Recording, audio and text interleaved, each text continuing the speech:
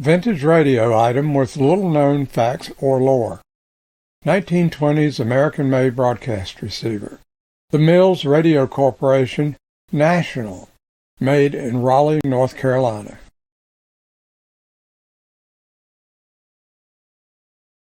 This Mills Radio Corporation, Raleigh, North Carolina outfit must date from late 1923 to maybe 1924. It seems to be only the fifth known surviving branded, made in North Carolina broadcast band radio of the 1920s.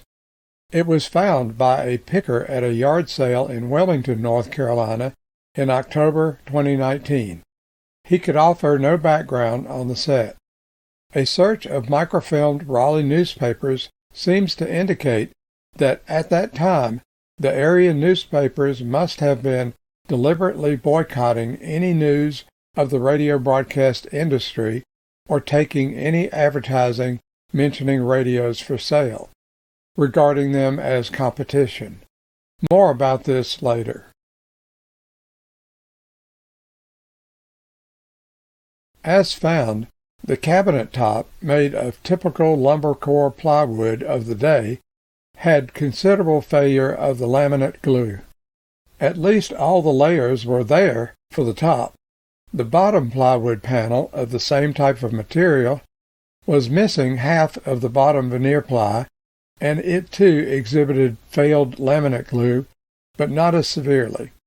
The heavily mildewed Acme audio transformer, I was sure, would be open circuit, but both audios tested good and cleaned beautifully. The external connections made through the back of the cabinet revealed them to be a very poorly thought-out arrangement.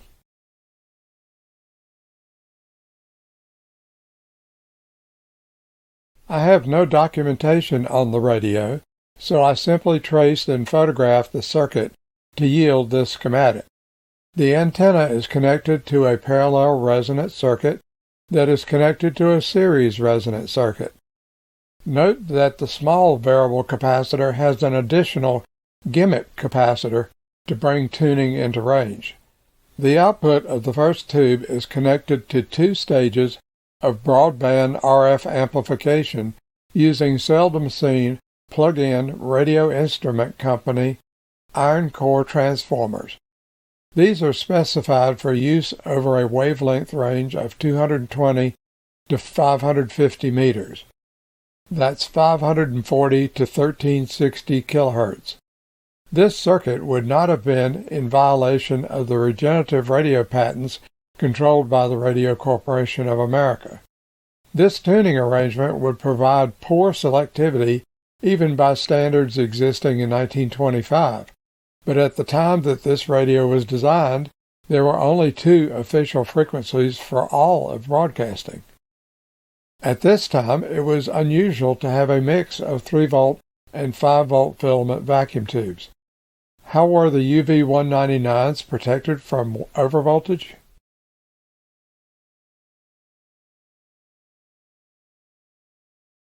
A solution I cannot recall seeing before. Simply drill a hole through the rheostat body and string a loop of heavy iron wire around the resistance element big enough to stop the rheostat wiper from rotating further. The rheostat for the two audio amplifier tubes have dual resistance elements in series to properly regulate current to 1 amp or the newer 1/4 amp tubes such as the UV201A.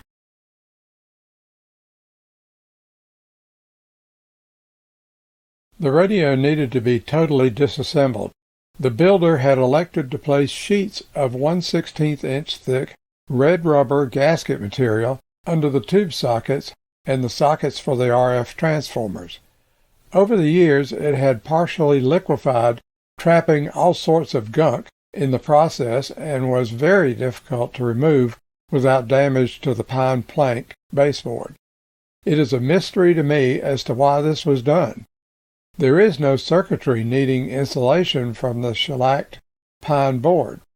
The rubber gasket material being dense and only 1/16 inch thick was not going to provide any vibration dampening of the tube internal elements to prevent microphonic feedback known as tube howl.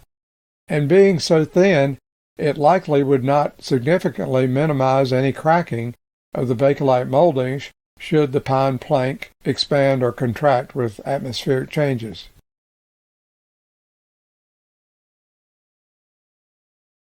The sulfur content of the gasket rubber did a number on these tube contacts. Even though the contacts looked terrible, a long zap in the ultrasonic cleaner and buffing with a clockmaker's fine fiberglass scratch brush had them looking quite good. So, the careful cleaning had the interior looking just fine. However, as I rewired the circuit, I realized that there is a 1000 picofarad capacitor that is likely installed in the wrong location. I checked the close-up pictures taken before disassembly, and they clearly show the original wiring of this capacitor. The capacitor is wired across the first audio secondary winding. I think it should be wired from the primary plate lead of that transformer to B- to give the RF at the detector plate circuit a path to ground. In either case, the radio probably worked good enough. With the 3 large dials on the front panel, most collectors would pass this set by, thinking it was just another boring 3-dial TRF. Not many would have noted that it was marked Made in North Carolina, and know that there were very few makers in the state. If they had bothered to lift the lid, it would have instantly become far more interesting with its tube mix and variometer. An admonition for us all to not take things for granted.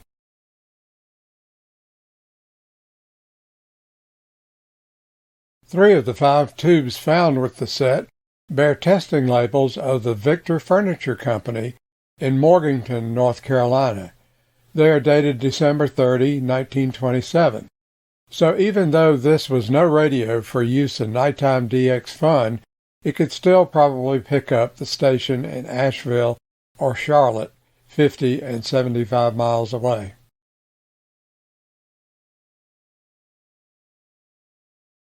So here's the radio ready for its portrait. Note that the grain orientation on the top is from front to back, and the same is true of the base. I presume that a local cabinet shop was simply making do with odds and ends. There is a routed channel for the bottom of the hard rubber panel to rest in that shows signs that it was made with hand tools. The grained panel appears to be like that of the American hard rubber company Radion brand material, and is professionally engraved and filled with gold lacquer stick. AHR did have an engraving service. I think that this radio may have been a prototype or one of just a very few made. Why is that? The largest Raleigh city paper of the 1920s, the News and Observer, is well documented to have been heavily associated with the forces of white supremacy, so maybe they also had no desire to have broadcasting importing outside ideas. This paper was highly influential in the eastern part of the state, and none of the other papers in the area seemed to dare deviate from the N&O editorial positions. The commentary shown above is indeed shocking to my sensibilities. To quote from Daniel's own writings, "The News and Observer was relied upon to carry the Democratic message and to be the militant voice of white supremacy, and it did not fail in what was expected, sometimes going to extremes in its partisanship. Daniels believed that the greatest folly and crime in U.S. history was granting blacks the right to vote. The boycotting of broadcast radio was not observed in other areas of the state. Distinctly, the opposite position was exhibited by owners of the Asheville, North Carolina Citizens newspaper. In 1922, on the 3rd floor of the Citizen building, rooms were let to a Mr. Rambo, who was building radios sold under the brand name of High Grade Wireless Apparatus Company, and obtained a license to operate a tiny broadcast station, WFAJ. The Citizen paper had numbers of radio articles and small advertisements for radio parts and sales from 1922 onward. The same could be said for Charlotte major newspapers. Of course, later in the decade, the News and Observer would have to relent on radio boycott. There was just too much money to be made on advertising once major radio manufacturers started subsidizing local retailer campaigns. But for the Mills Radio Corporation, the inability to advertise in local newspapers and the fact that they may have tried to introduce their radio with its limited selectivity just at the time when broadcast frequency allotments were greatly increased, likely spelled an end to their dreams.